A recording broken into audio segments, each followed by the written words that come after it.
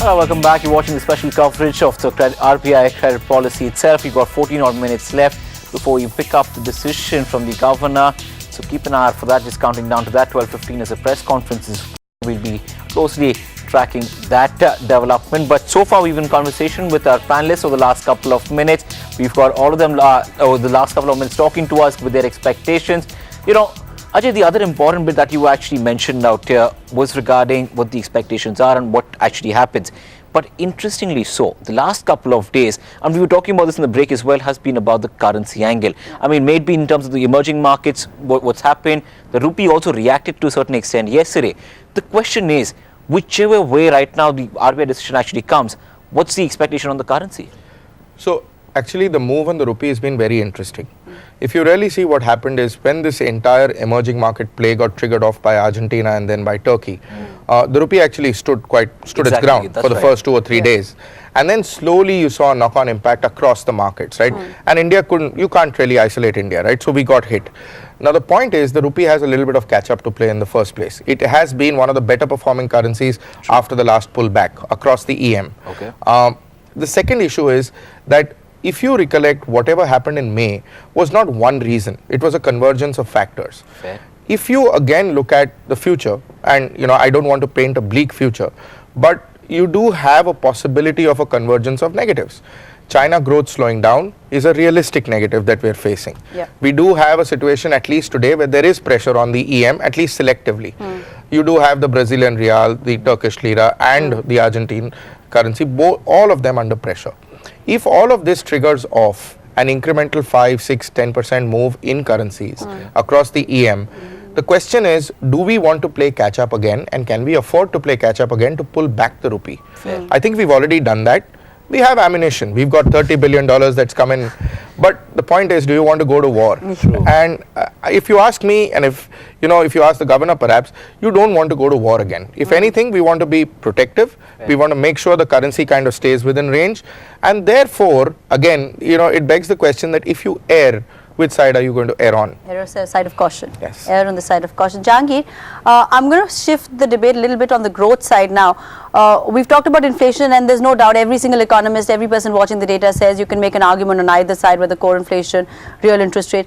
But what about growth? That number is worrying. We saw the IIP number come out after he delivered the last policy. We saw the exports number. So a lot of people saying the currency is stable because the CAD is coming down. But a CAD coming down may not necessarily be a good thing, even if your exports are slowing down in the right way. Is growth beginning to worry economists a lot more suddenly? The growth number is worrying, but it's worrying from the point of view that from the supply side, much more from the demand side. Growth from the demand side has fallen and is likely to fall in this quarter, largely because the government is likely to go on a very strong compression in order to meet its budget deficit target, which more or less the news that is filtered out from Delhi suggests that they will not only meet it, but he might even better it.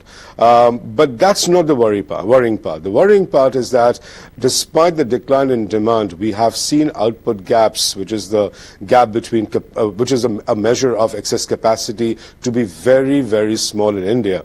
And that suggests that trend growth, or potential growth, has been falling much more sharply than the decline in demand growth. And I think that goes just to point out that the lack of corporate investment for the last 3-4 years is having a very big toll on trend growth, on capacity. India's capacity addition has fallen behind even the 4.5% demand growth rate that we have seen over the last couple of quarters, and that's the worrying part. Mr. Godrej, while we've seen food prices somewhat cool off, what did you make of the manufacturing inflation data? Are these levels comfortable enough right now? What are your thoughts, Mr. Godrej? Yes, it's very low, and in fact, manufacturing is suffering. Industrial production is low, so there is no question of inflation coming out of excessive demand for manufactured products. Manufacturing, Ajay, that seems to be the big problem. As we talk about rates, we heard Jahangir speak about supply bottleneck problems. A lot of people saying, look at the credit growth data, the credit data that RBI puts out. There's absolutely no borrowing in the system because that part of the economy is just shut down right now.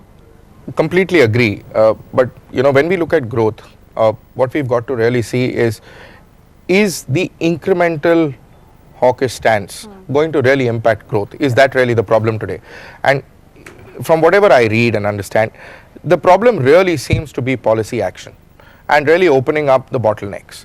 And if that really is your problem, then trying to take a kind of, comparatively easy stance on rates is not really going to kickstart growth.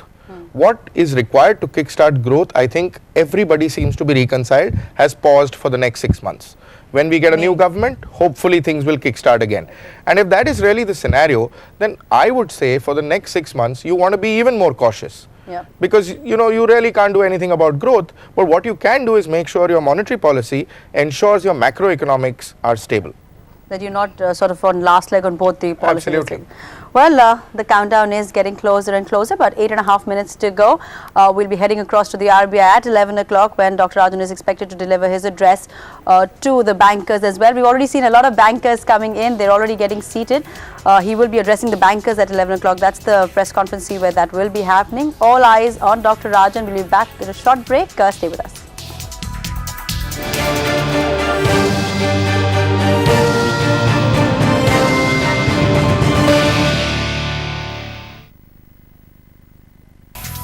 All right, a little while to go, 7 minutes to be precise for the RBI to deliver its verdict. We're joined up with a full panel right here in our Bloomberg television studio. Ajay Mara, we've been speaking to. Shubhada Rao also will be joining in just a bit. There will be Mr. Unnikrishnan from the manufacturing side as well to tell us what's really going wrong and can the governor really fix it. I'm going to start up with Shubhada right now. Shubhada, 7 minutes to go.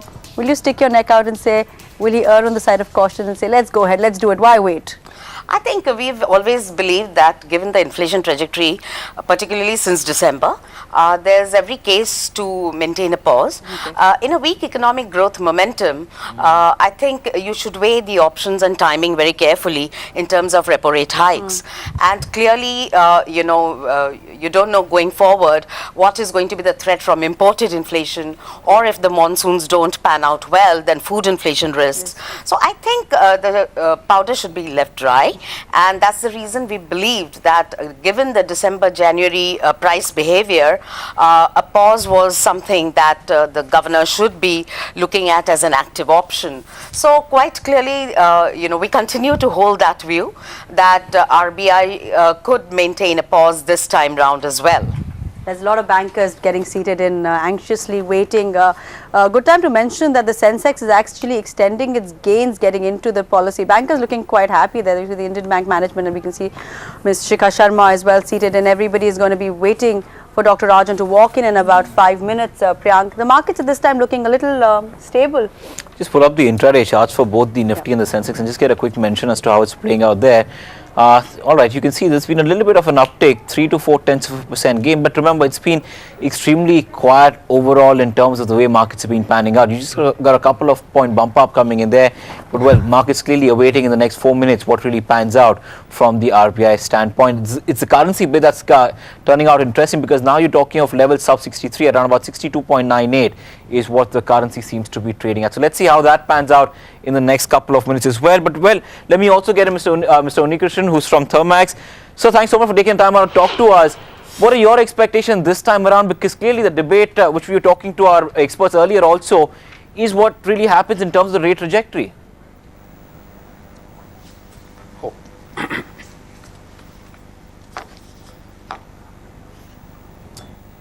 Mr. Unnikrishnan, if you can hear me, what are your expectations this time around?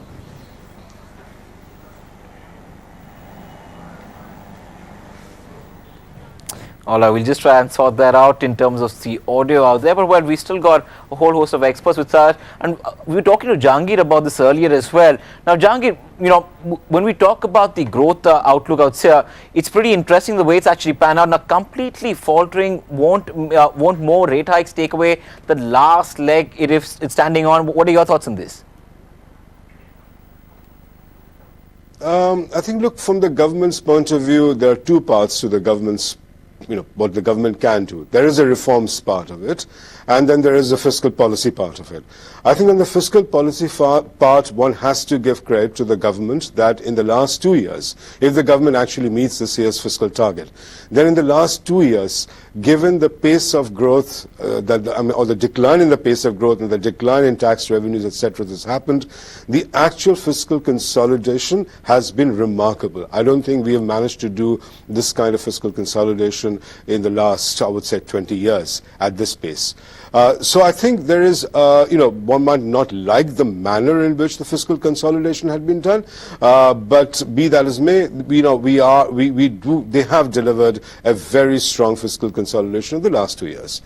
I think obviously the problem arises on the reform front, that, the reforms that have been done, the approvals to investment projects, etc., that have been done, perhaps has been a bit too late. And I think given the election uncertainty, etc., etc., etc., I think even the 2-3% of GDP of investment approvals that have been done, not many of them are actually seeing the light of day, and I think are being delayed till there is greater clarity on the next 5 years policy, politics, etc.